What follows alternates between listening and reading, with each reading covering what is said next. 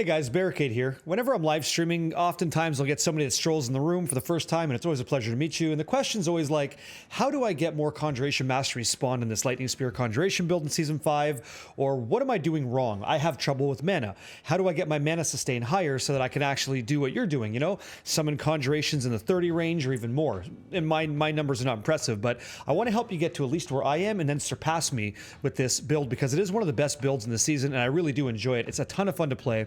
And I want to go over some itemization options you could check out, and maybe legendary aspects with that regard, or skill tree updates you could try to help you with that mana sustain. Okay, so from the top, this is what we're going to look at. For the gear, this is what I'm using, and you might be using something similar, but there are other options, and we're going to talk about maybe what you could do a little bit better to help get you to the comfortable state of the game where you're just casting the way you should be and your mana sustains okay. So let's go over from the top. I've got a Greater Affix Harlequin Crest Shaco, but my Greater Affix is on max life, which is not necessarily a bad thing, but ideally Shaco you would have Greater Affix on your cooldown reduction, which is that star. If I had the Greater Affix on cooldown reduction and I did triple Masterwork cooldown, it'd be at 54%. But as you can tell here, I only hit it twice, which is why it's yellow, and it's only 39%. If I hit this on a non-Greater Affix, which is cooldown, and I triple hit, it'd be 44%. So triple Masterwork on cooldown, 44%, and if it was a Greater Affix, it'd be 54%. So I have that much more to gain if I decide to push this build that much further. For the chest, I'm currently using Tibaults Might Mythic Unique. It's an amazing defensive chest. Whenever I'm doing the hordes like Infernal Hordes level 7 and 8, this is the chest I'd want to use just so that it's pretty lackadaisical gameplay. Everything's getting clapped. I'm never really taking lethal damage unless it's like a Death Desecrator coming out of, you know, the woodwork, and all of a sudden, bang, just happens to get lucky with the hit. Other than that, we're totally fine.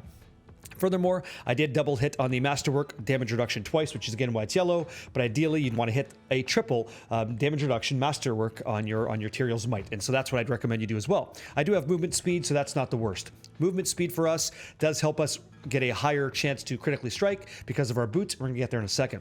For the gloves, I'm using the Frozen Orbit Legendary Aspect, and just quickly, that could be the Stormswell aspect as well if I wanted it to be, but it's interchangeable on gloves or rings, so whatever you want, and I've got mine on my gloves, and there's a reason for that. I also use Ring of the Starless Skies just because I enjoy that as well. But for the gloves themselves, I got attack speed, crit chance, crit damage, and I did temper critical strike damage, and I have Ice Blade's lucky hit chance, but that Ice Blade's a bit of a brick. It'd be nice if it was Lightning Spear lucky hit chance, and it's not. So what I recommend for you, triple hit that critical strike damage on the temper. That'd be fantastic because the critical strike damage temper has a higher range, and we want to push that as high as we can to get even more critical strike damage. So work in progress.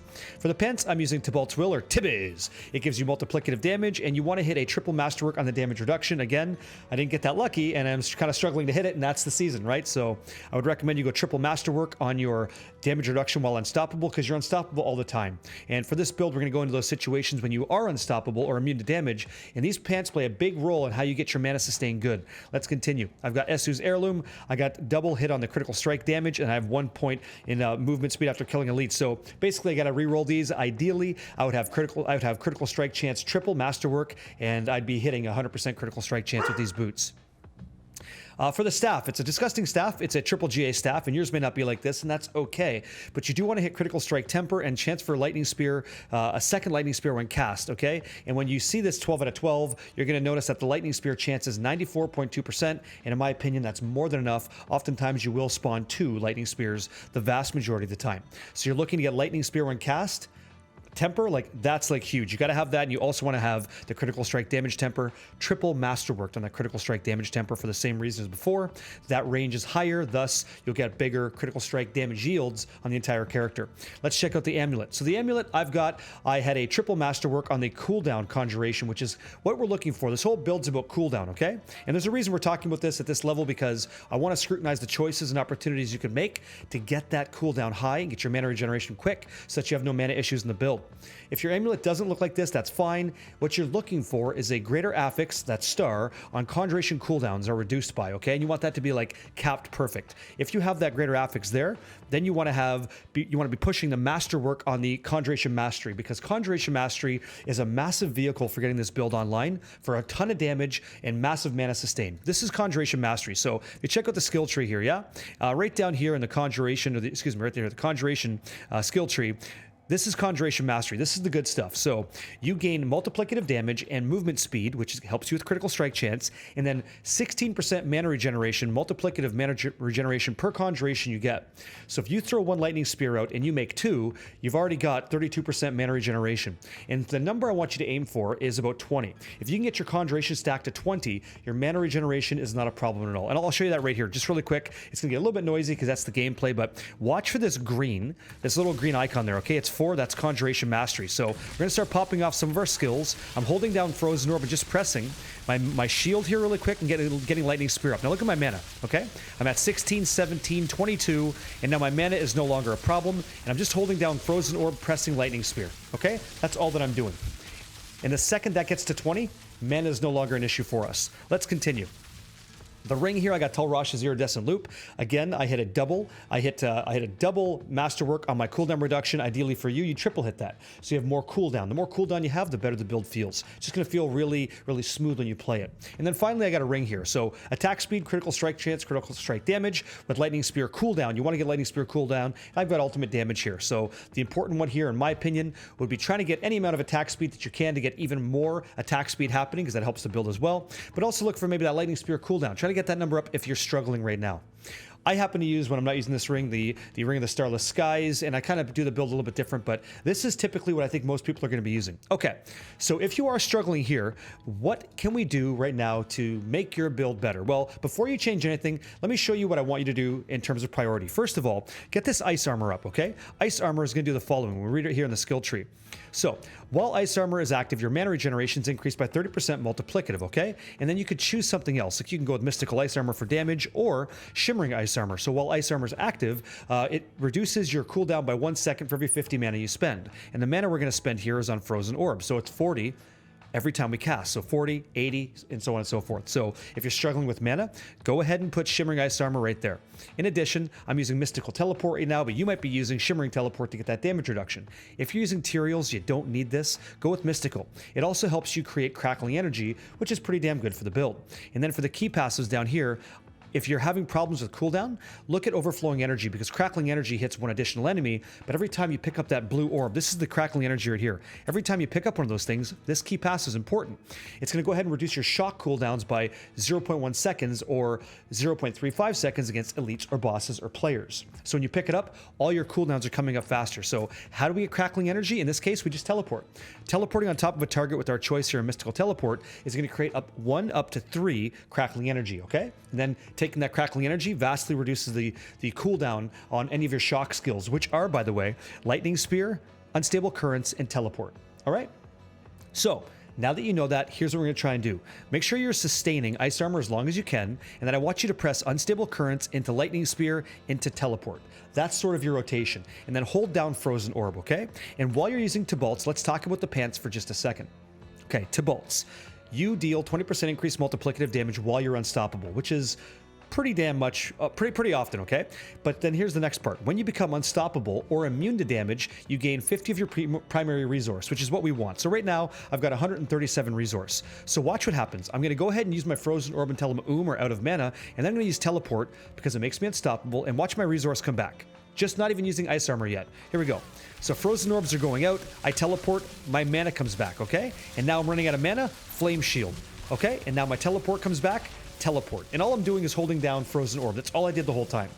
And that right away, you can kind of tell, okay, now we're starting to get some Conjuration stacks going on. I can see that there's a bit of gameplay happening. So ideally, it's going to be Ice Armor into Unstable Currents, Lightning Spear, Teleport, Frozen Orb, Dash, Frozen Orb, Lightning Spear, and I'm going to cast Lightning Spear and Ice Armor as fast as I can the second they come up. And I can also throw in some Teleport as well.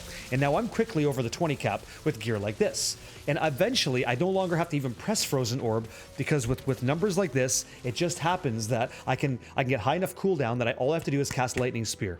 So for you, you're monitoring your Ice Armor, and then you're throttling between your Unstable Currents, Lightning Spear, and Teleport while you're just casting those Frozen Orbs, okay?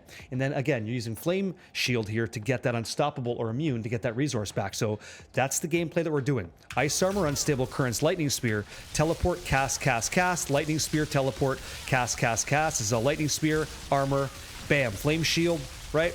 Lightning Spear, Lightning Spear, Lightning Spear, Teleport. My mana's fine. I'm at 24. We're good to go. So it's about starting that engine so you can get all the Conjuration Mastery up, and eventually Conjuration Mastery solves the problems. Okay, that's pretty much what we're looking for. Now, let's assume for a second that life's all good and we're doing just fine. If you're feeling comfortable with the gameplay now and you want to get a little bit more damage in your build, I'm going to recommend tossing on a Raiment of the Infinite with Glass Cannon. The reason is, if you're using Tyrael's Might here, I want you to look at Glass Cannon passive. So I'm going to deal 18% multiplicative damage, but if you get a really good roll, something like this, Raiment of the Infinite, which is freaking disgusting, but if you do, it's +7 to Glass Cannon, which takes your 18% multiplicative damage up to 60%, but you take 20x more damage. But that's fine, because Raiment's going to make things get stunned, and stunning is totally fine because we have advantages in our build for stunning things. One example might be right here. Critical strikes with shock skills have an 18% chance to form Crackling Energy. But what the hell is a shock skill that's critically striking? Well, that's pretty much what we use, right? Lightning Spear and Teleport. And we have a 100% chance to crit. So what we're saying here is, inside of Static Discharge, we're all set. Every time that we cast any of those, we're going to get Crackling Energy, which is going to bring our cooldowns down. Now, if we have no problem with cooldown, you can get out of Overflowing Energy and move into Veer's Mastery. When you have a 100% chance to crit, Veer's Mastery kind of says this: whenever you critically strike an enemy with your basically Teleport or your, in this case, Lightning Spear, you take 25% less damage for 5 seconds. In addition, those things, Lightning Spear and Teleport, have a 10% chance to arc lightning around, doing 250% of that normal damage. So you can really start to go like this and pop off and get all kinds of extra damage because you're always critically striking. Okay, like you're always doing that. And away we go. One other thing that's really, really important for this build is getting a high number on the unique of Fractured Winterglass. It's very important that Conjuration cooldown is sort of prioritized, and we already spoke on that, but casting Frozen Orb has a chance to spawn a Conjuration when it explodes, and then Lucky Hit, which is your lucky hit chance, your Conjurations have a 90% chance to launch Frozen Orbs at nearby enemies. So you're kind of always trying to get these Frozen Orb explosions to happen to spawn extra Conjurations, which subsequently give you more multiplicative damage, movement speed, thus more crit chance, and then finally, mana regeneration, so you get to sustain some more. Okay? Now, let's say that you're following the guide, you're still frustrated because it's not really working out. You can try this as a Legendary Aspect option. We're going to go to town really quick, and I really hope that this helps you out. The one I'm going to recommend to you is Legendary Aspect called Prodigy, and I'll show you what Prodigy does, because I think this build does just totally fine on AoE. Killing everything's not an issue, but on single target bosses is where you're going to struggle a little bit. So coming over here to the Occultist, I'm going to take my ring that has Storm Swell on it, and I'm going to try and look for Prodigy, okay? So Prodigy comes up here, OD, and I'll kind of get out of the way here for a second. No, we're good, okay.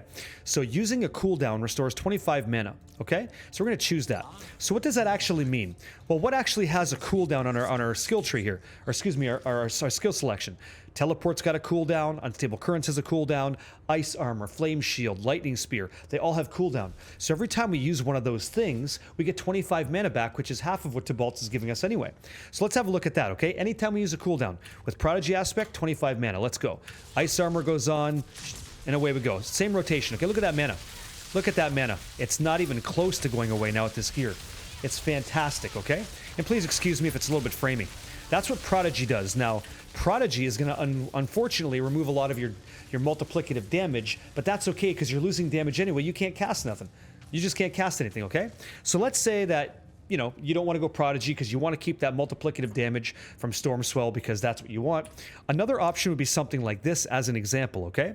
Let's say you didn't want to get Coursing Currents because you just don't need to get the critical strike because you're okay. If you don't want that, you could take some points out of this. You can take 3 points out and go back up to the top and choose Enhanced Frozen Orb, and then Destructive Frozen Orb. Frozen Orb's explosions restore 5 mana when hitting a frozen enemy. Things are going to be frozen pretty frequently with this build anyway, so it's another opportunity you can use. And then you could actually put 1 more point in a Firebolt, because in your enchantment tree here, Firebolt damage is going to scale up, the burn damage is going to scale up, because you are going to use Firebolt to do burn damage, which is how you get the advantage of that over here, inside of your Devouring Blaze, right? You deal increased critical strike damage against burning enemies. Everything burns because you have Firebolt enchant. Furthermore, you're also likely using Ice Blades enchantment to get that enhanced cooldown. So whatever the Ice Blades are hitting for, 20% of that number is being applied to all your other skills, and that's what you want to use. And if you're speedrunning people, you're most likely going to replace Ice Blades with something like Teleport enchant, simply because Teleport is just how you're going to navigate around quickly whenever you evade. So these tips are stuff I've been telling people, and I've been seeing really good results. People coming back in going, man, thanks for telling me. This helps a lot. I appreciate it. And they kind of work on their character, and they switch it up after that. So Prodigy instead of Storm Swell, and you could go the more damage route with Raiment of the Infinite instead of Tyrael's Might. I'm currently not using Tibaults anymore. I've actually switched it up personally into something like this. This is actually my setup right now. I'll just show you, and I'm enjoying it. Whether it's the best or not, I can't tell you that. I can tell you right now, I really like what I'm seeing. So I'm using Ring of the Starless Skies for the 50% multiplicative bonus, and sometimes I get rid of Shaco, and I actually use Andariel's Visage for increased attack speed, and I also get that Poison Nova, which helps me reach my 4th elemental damage type for the Tal Rasha ring. So Cold, which is Ice Blades, Lightning, which is Lightning Spear or Teleport, and then Fire, which is going to be our Hydra or anything, because we always deal burn damage with a Firebolt Enchantment. So I get a 4 different elemental bonus that I see in on my skill tree there, in my buff bar, and then I'm reducing the overall cost, so everything's just kind of quick with Starless Skies at 50% multiplicative. And then finally, I'm using the Orange Herald in the pants. So up to a 10% lucky hit chance, right here's what the pants says, to reduce the cooldown of your ultimate skill by 2 seconds can only happen once per skill cast. So as I'm casting all these skills, I'm bringing back up Unstable Currents, and it happens all the time. Like Unstable Currents is on, and then I have quite a bit of a window where I could cast it again, but I gotta wait for the ultimate to stop. So this has been the setup that I'm using, and I'm carrying players for inside Infernal Horde 8. So once you get here, I gotta check my dog out, but once you get here, you should be comfortable, guys. I hope this helps you out, and much love, and tell me if this helps you, okay? Again, thanks for checking out the video. Hope it helps. Adios, guys.